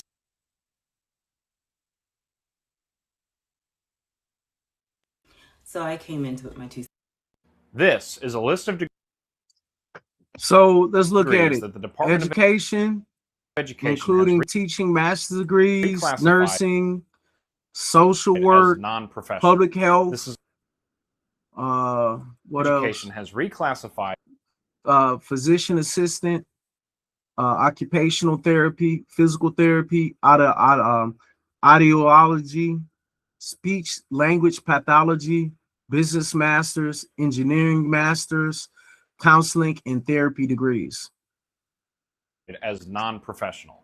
This is also affecting about 200 degrees in total. Now, why is this happening? What does it mean? When is it happening? And how it will affect you? Let's get into it. So, what does this mean? These degrees will no longer have access to higher federal borrowing limits. This means you will not be able to access the larger graduate loan amounts that professional degree programs typically qualify for. How will this affect student loans? People pursuing these degrees will now receive standard limits on student loans rather than the professional limit. So the standard loan cap is about $100,000 US, whereas the professional loan cap is $200,000 US. So, when will this take effect? This new classification will go into effect on July 1st, 2026. Any graduates who begin borrowing after that date will be subject to the new ruling. Any graduates who are borrowing before that date will not be subject to the new ruling. So, why is this happening? The administration states that this is primarily to counteract universities' growing tuition costs based off of these higher loan limits. However, the other goal is to isolate the degrees that have been considered professional historically with doctoral or licensing thresholds. Thanks for watching. Let me know what you think in the comments. So I came into it with my 2 cents in, okay? So I've been hearing online a lot about what is proposed to be a professional degree under this new proposal that would take place or effect in 2026 by the Department of Education. What they're saying is it would generally require a doctoral program. And here's the list: pharmacist, dentist, veterinarian, chiropractor, lawyer, MD, OD, podiatry, optometry, theology, and clinical psychology is currently under the proposal as well, but with a doctoral degree. What is not going to be considered a professional degree under this rule? Nursing, all graduate levels, physician assistants, physical therapy, occupational therapy, speech therapy, regardless of if you get a doctorate in these specific areas. Audiology, counseling and behavioral health, education degrees, business degrees, psychology degrees. The PhD level is included on this list. They made provisions for the PsyD to be on the professionals list, but not the PhD of psychology to be on the professional list. So a PhD psychologist would be considered non-professional. STEM graduate degrees and liberal arts, public health degrees, and any social science degrees. So if you even get up to a doctorate level or a PhD in these areas, it will not be considered a professional degree. What this is going to mean is that if you pursue a degree in any of these non-professional listed degrees, you're going to get lower loan cap limits than pursuing a professional degree that was listed. So if you want to go to school to be a nurse, to be a teacher, even to get your PhD in any of these, you're going to have to kind of fund that mostly on your own. So what happened? Like, how are we here? First of all, this was very clearly demonstrated and explained in P 2025. So now we're like all shocked, and we really shouldn't be shocked. So the Reimagining and Improving Student Education Committee, called RISE, the RISE committee, went ahead and reached a vote on this, or reached a consensus on this earlier this month. The RISE committee falls under the Department of Education, and it includes a series of students, the loan administrators, colleges. This is who these people are comprised of on this committee. In the vote that happened earlier this month, only one member abstained. So the DOE now, this is a step order now, they plan to publish an NPRM, which is a notice of proposed rulemaking based on the votes from RISE. Once this is published, there will be a public commenting period. During this period, and even now, we've begun making some noise. Everybody's making noise about this, and everybody needs to keep making noise about this. We have not officially entered the public commentary period as of yet, but we will be entering that in early 2026, and everybody needs to pretty much make their voices heard, because the final rules will be posted and published by June 1st of 2026. Whatever list that happens by that date, that will be the new rules in July of 2026. Of note, public commentary can influence these proposals, and it will and can impact the final rule. All is not like lost unless we keep quiet and say nothing. I also want to say that we do need to make noise, but it is kind of likely that this list can go through. It's just that it depends on the amount of noise that we make and the amount of calls that we make. During this public commentary period, which lasts between 30 and 60 days, anyone can make comments, anyone can write them. Lots of nursing advocacy groups, educational advocacy groups, they are doing that. Even everybody's just getting their letters together, and they must read all of these comments. And like I said before, what the effects are is that if you are pursuing a degree that falls under the non-professional list, you may have to more than likely fund more than, you're going to have to pretty much fund that.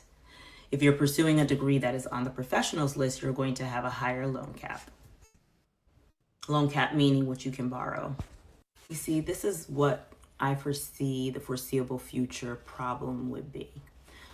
When you put a cap on these degrees of what someone can borrow to obtain them, and we already have the shortages that we have in nursing, in the different health degrees, we have a lot of shortages. When the next pandemic comes out, not if, people are going to die. I mean, are the doctors going to become the nurses? I mean, because honestly, what if every nurse said, no, I'm not going to work. I'm going to go ahead and work for an insurance company, or I'm going to go ahead and start my own business. I'm not going to be at the bedside. What's going to happen during the next pandemic? I mean, I'm just saying, like, what if all of these groups that don't have professional degree titles anymore, what if they just all went out and started their own businesses? I know this administration supports that. So no one to teach, no one to counsel mental health patients, no one to nurse, no one to basically manage public health, so we may not know about the next pandemic. Like, for real, what's really going to happen? What would happen if each and every one of these non-professional degrees went on strike? So we're not doing it. We all hit up the SBA, borrow some money, start a few businesses. Then what? I have a feeling that we have a lot more power than we think we have. Running and being silent at this time is not the answer. Unity is the answer. It is not red, it is not blue, it is not black, and it is not white. It is unity. That is the answer. Love conquers evil. Unity can conquer evil. These are just my thoughts. What do you think?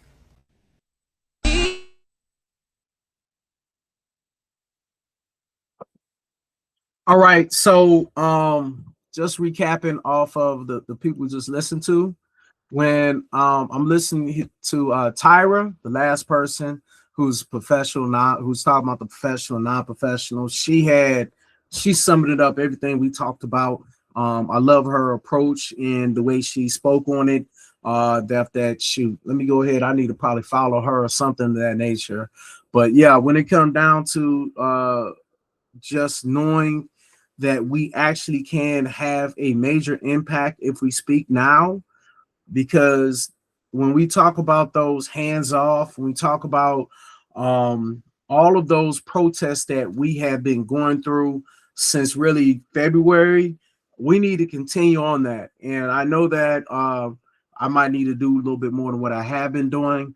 It's just that when it comes down to it, I have gone through this mental minds thing where I'm like, these people voted for this. And then even if I think about the farmers, like even if we were to get the farmers up and what they need, they're still not going to do right by the black farmers.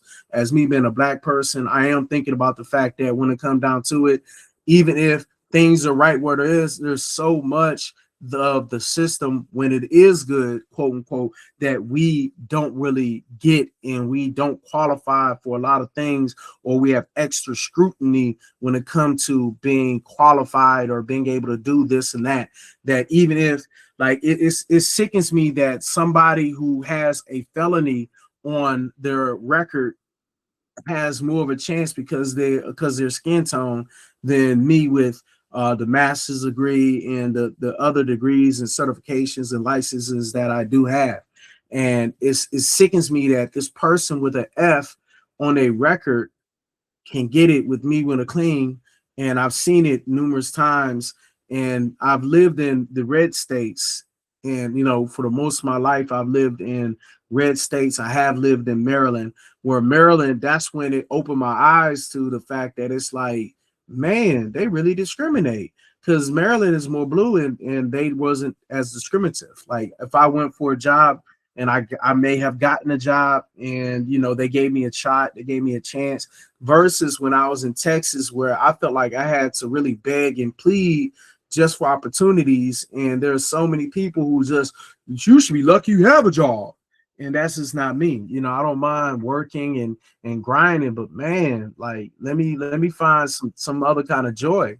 When it comes to Ryan's channel, I appreciate him bringing out, and his presentation was A1.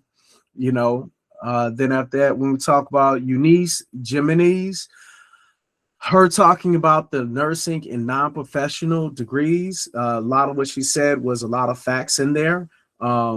Again, I'm really feeling like we need to speak up and not just be a part of anything. We need to really take care of our business, because if we don't really take care of it, it's really gonna really affect us. Then I believe it's IVs by the Seas. So she was 10 years in schooling for ER and trauma. I feel that listening to her and her insights on what's going on will greatly help us out. And so yeah. That I know a lot of other people, they had some jokes when it come down to it. Shane, Jenny, she with her concept of give me my money back. I understand. It's like, shoot, I had to do all this. Now you're changing it. As far as those nurses who feel like they're not going to take it as serious, I can't be mad at them, because if you don't show me that you appreciate me, but then you expect me to really do what I'm supposed to, but you don't appreciate me, I'm gonna call off more. I'm gonna not really care as much. And then at that point, I'm gonna find something better to do with my time. That's generally what happens when you're not appreciated at a job. And as far as all TikTok, I have to say, when it comes down to it, it's best to mind your business if you're not really going against the system that is against you, you know. And I just say that because when you are with that, well, you know, it's not that bad, and you're not highlighting when the system is really against you, and you're just saying it's not that bad, you give other people false hope that the system is better than what it is, as opposed to we need to act now, because that same person said, oh, it's not that big of a deal. 2 years from now, they're going to be speaking different, and they're going to wish that they spoke up before things really compounded and it's no longer an option. As far as be the instructor, I really appreciate her words and her with her 2 minutes of explanation and letting us know what's going on, you know. And at that point, that's where we're at. So for democracy, we're going to have to learn more. For democracy, we're going to have to learn how to defend, and we're going to have to stand up and fight for democracy. So now that we have went over how the big beautiful bill has affected the Linda McMahon's Department of Education, the fact that they have divided more than half of the employees for the Department of Education has been gutted, and then really you can say castrated. And then when you look and do the math that they are trying to give these roles that the Department of Education used to deal with to the other departments, that means that the peoples that used to be able to get great service is not going to be able to get good service anymore. And I understand that people don't think it was great at that time, but wait, it can get worse. You don't like when it comes down to it. That's one thing I learned about in education, being a teacher for many years, that you don't complain about what you got because it can always be worse. So I say that saying that those people who feel like, well, the system's bad, let's get rid of it. You really don't understand what would happen if there's no regulation, no guardrails, and the people who's supposed to help us out are against us. Just wait, you'll find out. And then you're going to complain when things don't happen the way that you like. That's when you're going to start complaining. But at that time, no one's going to care. No one's going to be there to hold your hand. No one's going to be there to tell you that to know something. And then what's going to happen is people are going to actually say Biden is the reason and all these other people are the reason, not understanding that it was one person who overturned everything that Biden was trying to do. Biden tried to forgive a lot of student loans. My student loan was supposed to be forgiven by Biden, but the Republicans blocked that from happening. And then with the Republicans, they're not looking out for our best interests. Unlike the Democrats, normally what happens, Ronald Reagan was one of the people that really devastated our people by putting a lot of the jobs overseas. Instead of him helping out the middle class people when it came to them saying that, hey, we're going to stand up for what's right. And as the air traffic controlman was out there trying to defend what they knew was right, Ronald Reagan said, if you don't show up to work, consider yourself fired. And at that point, he gutted and castrated the ability for the air traffic controlman, the ATC controlman, to do what they do. And then they started hiring people who had no real skills, and accidents happen. And he said that is the reason is for the air traffic controlman, and blame drugs or whatever, and really just made it where people really didn't understand or connect the dots that if you get rid of the ATC experienced people, there's going to be a uprise of accidents that's happening aviation wise. And right now, it is the time for us to really, get ready, because if we're not ready to act right now, it's going to be too late. And by the time that we realize it, we're going to be that frog in that pan that's sizzling hot, and it's too late to jump because our legs all melted off. So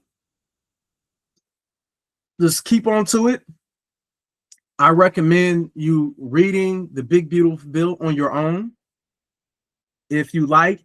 I know that I may have to redo the Big Beautiful Bill and also Project 2025 if I have people that are really interested in hearing it in a better voice, I may try to do that. At the same time, I'm not pressed to try to redo it because, and I say might have to redo it because one voice was too robotic as far as the Project 2025, and the other one, it had too much of the you know, 1, 2, and things of that nature. The way the sentences broke down, if you see, it was the way that I did it this time was I basically made something that took 40, 50 pages, and I made it into 23 pages or something in that nature, just because of the way that the Big Beautiful Bill is broken down. Whereas sentence that might only be like 5 words, and then next sentence 2 words, the next sentence 10 words, instead of it being like that, where it's like 1, 2, 3, 4, where it's just paragraph form. It's all paragraphs, and then it's a better read. It's a better feel. Let me know how you feel about Bill Clinton reading. I really love that man, as far as the way that he was such a cool person playing saxophone. And I understand that, you know, he had his little conspiracy, not really conspiracy, but you know, the whole Monica thing and all that. I understand that he had those things, but the thing is it's like what we have right now is a lot worse than that. Because if you really think that the Don don't cheat on his wife, if you think that that man is not cheating, and dang near, I believe that his wife cheating on him too. They probably have it open, but that's all hearsay. I don't know. I'm just, you know, I'm just guessing, and really and truly, I'm probably wrong. He's probably a good man who believe in church, and he goes to church, and he's probably, you know, he probably was real good to his 3 wives that he had, you know, and that the one that he has right now, he's probably real good, and he's probably never cheated on any of them. But what they say, rules for thee, but not for me. You know what I mean? That's how that go. But yeah, let me know what you think. If what you hear is some information that helped you out, I really appreciate that. Go ahead and like, comment, subscribe. Make it a point to let me know what y'all want to learn more about. So the next time I do this, I plan on trying to do this once a week, where we're gonna get on certain topics that I know executive order watch. That is going to be the thing I'll be focused on. Again, I will be highlighting the executive orders that Donald Trump has done for the year, and we're going to be going through the ones that were the worst, the best, and things of that nature. When you talk about Donald Trump and all of his executive orders just for 1 year, he's had more in 1 year than he did his first term. It's kind of like he learned a tool, and then at that point, oh, you're saying I can do this and override that, and then he's doing illegal stuff with his executive orders, you know, stuff that the Congress is supposed to be ruling over, you know. And it's crazy right now what's going on, because, you know, we're about to go to war with Venezuela. What did Venezuela do to us? They got people sending drugs, but you don't gave a drug dealer a pardon. And then on top of that, you know, there's more drugs coming, certain drugs that you worried about come from Venezuela that come from Canada, or, you know, us going and bringing it to Canada. You know, it just seems so backwards that you're going after these quote unquote S-hole countries. And I say S-hole because he said S-hole. So he called the brown and black communities, the countries, he called them S-hole countries. And how come more people for Poland and Denmark are coming? Send us more people. And what he's basically saying is, make it back into the 1940s when I was a baby. Bring it back to that time, the good old days, where we wasn't worried about having to compete against these minorities. You know, one thing that you don't understand about DEI, well, a lot of people may not, a lot of people do, is the fact that DEI is not an automatic, I'm gonna get the job. All that means is give me a shot. Now, what a lot of people do is, I mean, I'll give you an example. One of my old supervisors, I mean, I love him to death. You know, he wasn't the greatest person for the position. I'm not going to mention names, but long story short, it's like when he was on the 1MC or the mic, or whatever you want to call it, they will have jokes about him and then tell the students and joke with the students because they didn't appreciate the way he spoke And it wasn't because he was qualified or not, it was because he didn't look like them. And they didn't appreciate someone making the most money in that location, and they wasn't sharing the same quote unquote American values that you see that MAGA really complains about.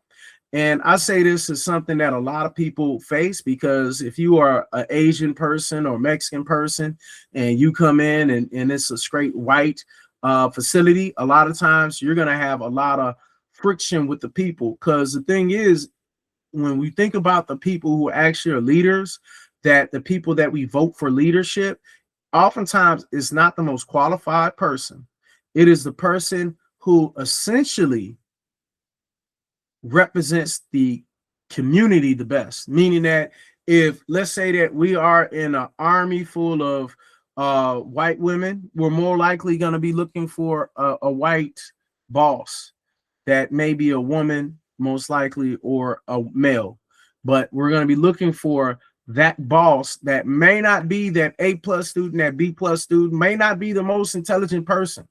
But we're going to be looking for that person. When we look at them, they look like us, smell like us. They kind of, you know, he remind me of my uncle. He remind me of this.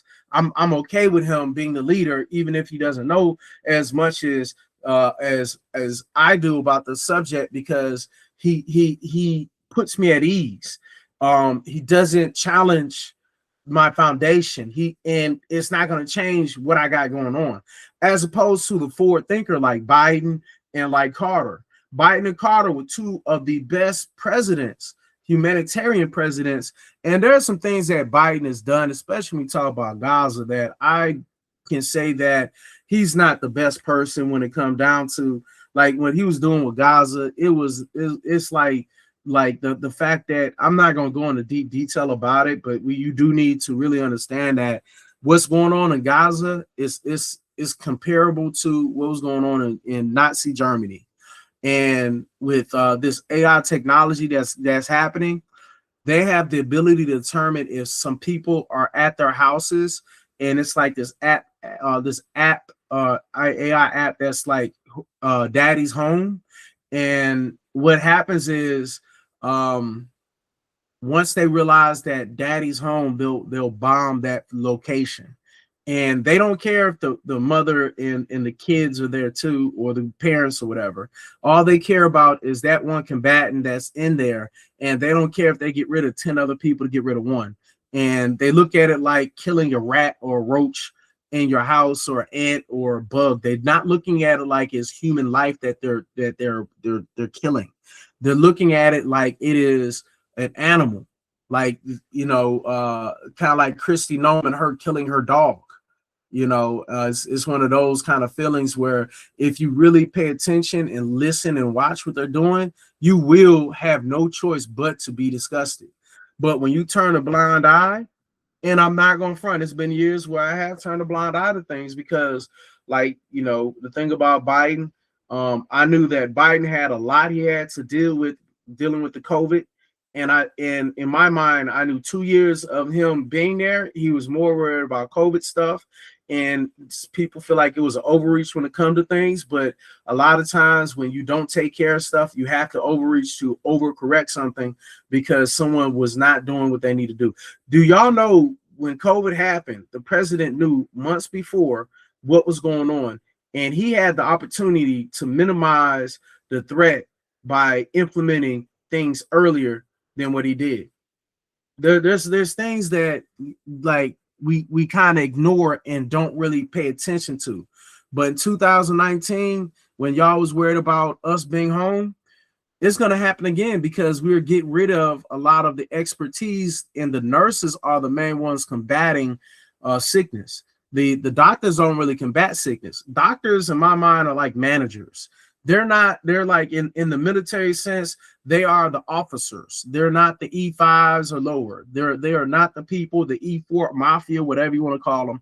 They're not the service members that are going to go out there, or they're not the boots on ground. They're not the person. They're not the group. They are more of the principals. They're not the teachers. They are not the worker bee. They are the ones that are in that office and determining how the warehouse acts.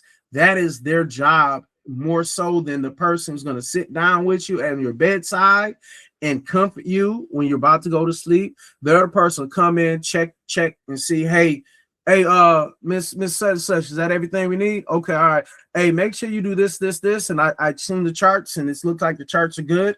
And then don't forget to draw their blood. They're not the person to draw your blood. They're not the person looking in your eye. They're not the person. And if we were to give AI the ability to do the jobs of the nurses, we're going to go downhill. If we don't have more nurses that are going to be willing to put their financial future at risk like they are right now, because they're not going to have the government subsidies or the loans that are able there, we're going to really suffer. And when we talk about the sickness that's going to happen with COVID, there's going to be something worse than COVID. Granted, because we had COVID, our immune system is probably a little bit better, because when you're dealing with sickness, you tend to bounce back better. It's still going to be something else, because polio's come back. There's a bunch of other little diseases that's come back. HIV is rampant. People are not even understanding.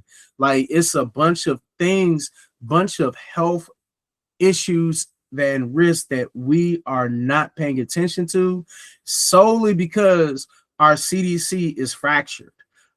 All of the safeguards that were put there, that even FDR started, a lot of his safeguards is not there anymore, and because a lot of those kind of safeguards are being broken down, we're going to suffer. Our numbers, our job numbers are not really real. They have been falsified and manipulated.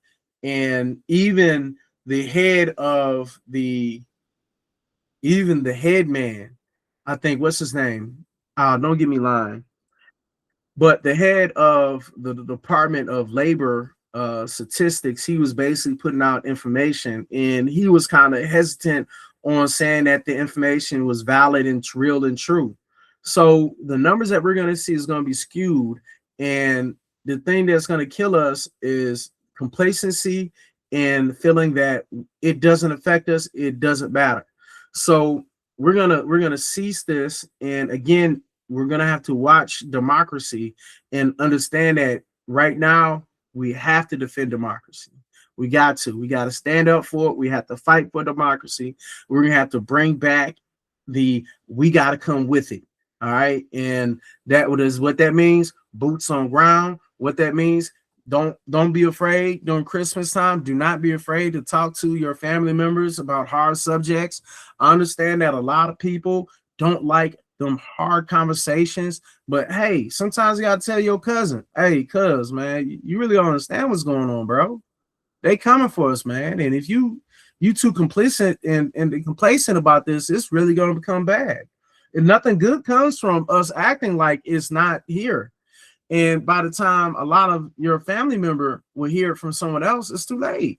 So it's best for you to have the uncomfortable conversations with them, because the average person is not watching. The average person does not even know that the professional degrees that were before, or even the non-professional degrees that were treated like professional degrees, they don't even understand what it really means. So in order for them to understand, you're going to have to help. I'm gonna have to help. We're all gonna have to get people to understand what's going on, and we're gonna have to fight for our children's future. We're gonna have to fight for it, because if we don't fight for it, the buildings are gonna go down.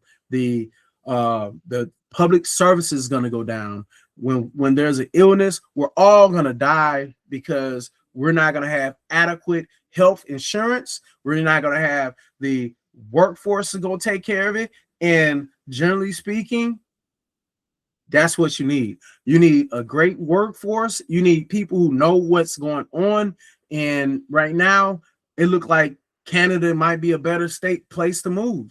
I'm about to say state. We know they're not a state. They're not the 51st state. And that was a bad joke. It's going to be the country that we're going to have to move to. Canada might be a country you need to move to, and we might deal with the code. At the same time, we might have to start looking at Europe, places in Africa. We might have to start looking in places, South America. We're gonna have to start looking for countries. I don't really recommend, if you rocking that red hat, I don't recommend you going to Mexico, south of the border. And I just say that because if you don't appreciate people and their customs when they come and visit you as strangers. Don't come to their land and try to boss hog them. That's it. But I kind of went on a tangent, and please forgive me. If you felt like that was insightful, let me know. Again, like, comment, subscribe, make it a point to let me know what you think about what's going on in the Department of Education and the new rules and regulations going to be happening after July 1st. Again, the list is not permanent now. We're going to have to make these moves, and we're going to have to move and make something happen for June 1st in order to highlight what needs to change, what needs to happen. All right, for democracy.